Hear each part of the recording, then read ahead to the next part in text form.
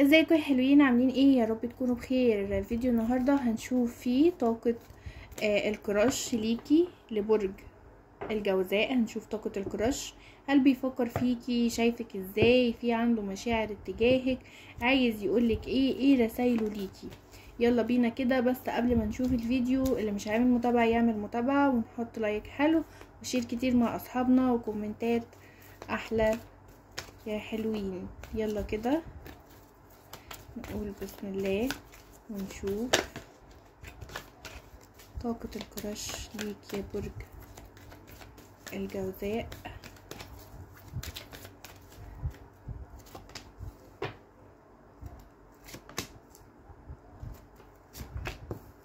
طيب يا برج الجوزاء، انا شايفة هنا ان الشريك هنا بيبصلك بنظرة حب، بيبصلك بنظرة اعجاب، حابب ان يكون في علاقة ما بينك وما بينه، حابب ان يكون في ترسيم. يعني انا شايفة ان البعض منكم هنا يا برج الجوزاء الكراش ده للناس اللي مش عارفة يعني ايه كراش، لان ناس كتيرة بتسألني. يعني الشخص اللي معجب بيكي، اللي في ما بينك وما بينه نظرات، في ما بينكم كلام ومشاعر، جواكي مشاعر، وحاسة ان هو بيبادلك المشاعر ده، بس لسه ما فيش منه اعتراف. تمام يا حلوين كده؟ ده اللي هو الكراش. طيب فانا شايفة هنا ان في البعض منكم الكراش عنده حابب ان هو يكون في استقرار في العلاقة ما بينهم، حابب ان هو يقرب اكتر، يكون في انفتاح في العلاقة، حابب ان هو كمان ياخد خطوات ايجابية، وان يكون في ترسيم على طول، او جواز. يعني ان هو ياخد خطوات جدية، مش مجرد اعجاب وكلام وبس من غير ما ياخد خطوات. طيب بس انا شايفة ان هنا الكراش ده عنده مشكلة شوية، ان هو يمكن كان في عنده مشاكل، يمكن ان الشخص ده كان في علاقة والعلاقة دي اتدمرت او خربت، فخايف وقلقان ان هو ياخد الخطوة ويتسرع ويرجع يندم بعد كده. علشان كده ممكن تلاقيه ان هو بيبص عليكي، بيتكلم معاكي، حاسه بان هو معجب بيكي، بس لسه ما اخدش الخطوات او لسه ما اعترفش بمشاعره بسبب العلاقة اللي كانت عنده قبل كده، مسبباله تعب نفسي. طيب هو بيشوفك ازاي؟ نظرته ليكي ازاي؟ اول حاجة انا شايفة هنا يا برج الجوزاء ان هو الكراش هنا شايفك ان انتي شخصية حلوة جدا، شايفك ان انتي شخصية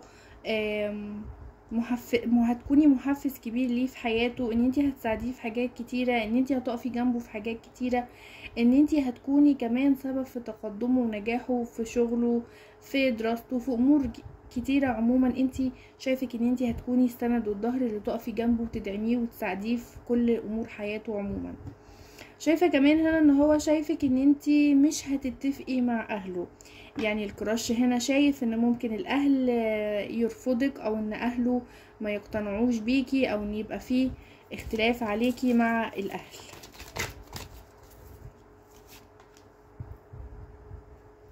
شايفك كمان ان انتي اكتر حد مناسب ليه، شايفك ان انتي حلوة جدا، شايفك ان انتي شخصية طيبة جدا، شخصية رزينة. شايفك ان انتي مش شخصية خبيثة، ما بتلفيش وتدوري كتير.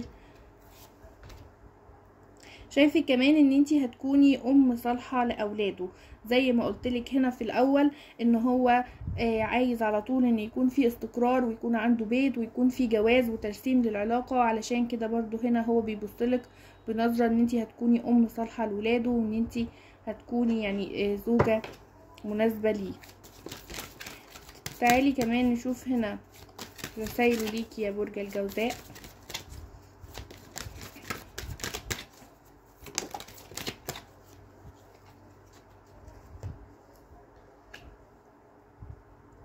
طيب اول رسالة هنا يا برج الجوزاء، هو بيقولك هنا ان انا مش قادر ابطل تفكير فيكي، مش قادر ابطل تفكير عن احساسي بيكي، او الاحساس اللي انتي بتخليه حاسه دايما. مجرد ما بيفكر فيكي بتخليه ان هو سعيد او مبسوط، هو مش قادر يبطل او يوقف تفكير.